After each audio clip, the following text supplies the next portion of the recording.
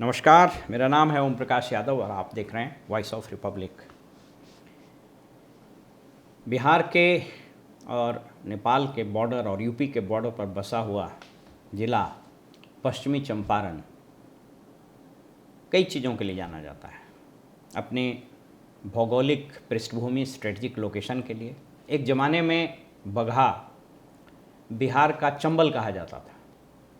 और तीसरा, गन्ने की खेती और शुगर मिल के लिए भी जाना जाता है। वाल्मीकि नगर टाइगर रिजर्व है, देश का one of the biggest tiger reserve है। और घने जंगल, टाइगर रिजर्व्स और नेपाल से बहती हुई नदियाँ इस जगह को बहुत रमणीक बना देता है। यह पार्लियामेंट्री कॉन्स्टिट्यूंसी 2008 के पहले अस्तित्व में नहीं था इस नाम से। 2008 में यह अस्तित्व में आया और 2009 के चुनाव में बैद्यनाथ प्रसाद महतो यहाँ से जीते। बैद्यनाथ प्रसाद महतो एमएलए भी रहे और बिहार सरकार में ग्रामीण विकास मंत्री भी रहे। 2014 में सतीश चंद्र दुबे बीजेपी से जीते और 2019 में फिर बैद्यनाथ प्रसाद महतो जीत गए।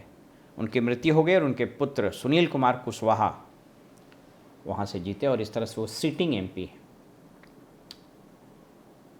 यहाँ से आरजेडी ने एक नया एक्सपेरिमेंट किया है। दीपक यादव जी एक बड़े व्यवसायी हैं, हार्वर्ड बिजनेस स्कूल से इन्होंने पढ़ाई की है और मूलतः ये यूपी के रहने वाले हैं। बताया जाता है कि डीपी यादव एक चर्चित नाम यूपी और दिल्ली के राजनीति में था, उनके संबंधी हैं ये। दीपक यादव का अपना शुगर मिल है और बहुत बड़ा व्यवसाय है। इनके एफिडेविट से पता चलता है कि करोड़ों की संपत्ति है और बहुत पढ़े लिखे हैं। पिछले चुनाव में इन्होंने बसपा से टिकट लेकर चुनाव भी लड़ा था, हालांकि वहाँ से जीत हासिल नहीं कर सके। चूँकि वहाँ रह गए हैं तो वोटर लिस्ट में उसी ज़िले में इनका नाम है, इसलिए आप टेक्निकली ये कह सकते हैं कि उसी ज़िले के निवासी हैं। बहुत फैला हुआ व्यवसाय है और पढ़े लिखे अच्छे छवि के व्यक्ति हैं। तेजस्वी ने एक स्ट्रेटजिक चाल चली है वहाँ और इनको अपनी पार्टी में मिला के इनको टिकट दिया है। इलेक्शन में याद रखिए कि विनेबिलिटी एक बहुत महत्वपूर्ण इशू होता है।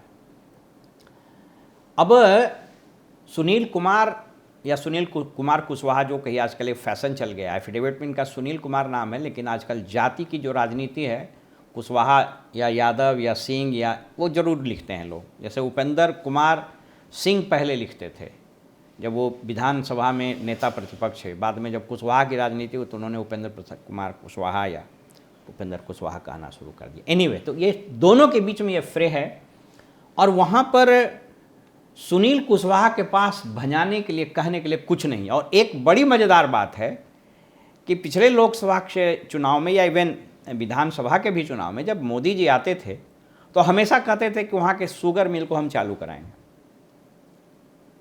लोरिया शुगर मिल और बहुत सारा शुगर मिल है, उसको चालू कराएंगे और वहीं के चीनी से चाय भी पिएंगे।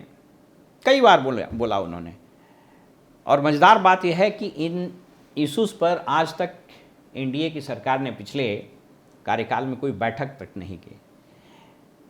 हाँ, ये बात सही है कि नीतीश कुमार की जब भी यात्राएं होती, करीब 7 यात्रा हुई, अपने यात्रा के लिए विख्यात या कुख्यात जो कह लीजिए वो रहते हैं। पूरा लाव लश्कर उनका चलता है, हालांकि जो फीडबैक्स मिलते हैं उसके अनुसार उससे कोई फ़ायदा होता नहीं है। तो नीतीश कुमार जी का ये बड़ा फेवरेट जगह रहा है। फॉरेस्ट का, जैसे मैंने बताया कि वाल्मीकि नगर टाइगर रिजर्व बहुत सुंदर बनाया गया, बराज भी है वहाँ पर, तो एक बड़ा ही इम्पॉर्टेंट जगह है। खेती के दृष्टिकोण से बड़ा महत्वपूर्ण है। इसलिए सुनील कुमार कुशवाहा के अगेंस्ट 3 चीज़ जाता है। पहला, एंटी इनकम्बेंसी, इनके खाते में कोई बहुत पूर्ण उपलब्धि नहीं है। बहुत प्रखर राजनेता, प्रखर वक्ता, बहुत लोकप्रिय रहे, ऐसी बात भी नहीं है। सिवाय नीतीश कुमार और मोदी जी का नाम भंजाने के लिए इनके पास कुछ है नहीं। वहीं दीपक यादव के पास पैसे की ताकत है, बहुत पढ़े लिखे और समझदार व्यक्ति हैं और जिस तरीके से यंग वोटर्स में एक क्रॉस दी कास्ट तेजस्वी का क्रेज बढ़ा है। तेजस्वी की भी बहुत यात्राएं यहाँ हुई चुनाव के पहले भी, तो उनका एक बड़ा जनाधार वहाँ बढ़ा है। एक ज़माने में ये मैंने बताया कि ये पूरा कॉन्स्टिट्यूंसी बीजेपी और जदयू का ही गढ़ रहा है, लेकिन इस बार अगर यह गढ़ टूट जाए तो किसी को कोई आश्चर्य नहीं होना चाहिए। तो पहला बेनिफिट, दीपक यादव के पास एक सुंदर छवि, पढ़ा लिखा इंसान, और वहीं पर वो रोज़गार भी प्रोवाइड कर रहे हैं, इसलिए उनका अपना एक सपोर्ट का बेस है। दूसरी छवि, तेजस्वी का जो प्लैंक है रोज़गार का और चीज़ों को सुधारने का, महंगाई वगैरह का, वो, और तीसरा प्लैंक जो है तेजस्वी का, वह जिस तरीके से जातियों की गोलबंदी मुकेश सहनी वगैरह के आने से और बाकी लोगों के आने से, कांग्रेस और माले वगैरह के आने से हुआ है, उसका ज़बरदस्त फ़ायदा इनको मिला है। बेशक यहाँ कांटे की टक्कर होगी, कहना बड़ा मुश्किल है कि जीत या ऊँट किस ओर बैठेगा, लेकिन यहाँ पर जो फाइट है वो बिल्कुल बाइपोलर है, और पिछले लोकसभा के चुनाव की तरह वॉकओवर मिल जाएगा एनडीए को, ऐसी स्थिति नहीं है। कहना बड़ा मुश्किल है कि स्विंग किधर क्या है, लेकिन अगर 1% का भी वोट का स्विंग दीपक कुमार के पक्ष में हो गया तो दीपक कुमार यह चुनाव निकाल भी सकते हैं। फिलहाल हमें वोटिंग का इंतज़ार रहेगा और रुझानों से पता चल सकेगा कि परिणाम क्या आने वाले हैं। फिलहाल हमें इजाज़त दीजिए और आप देखते रहिए वॉइस ऑफ रिपब्लिक। नमस्कार।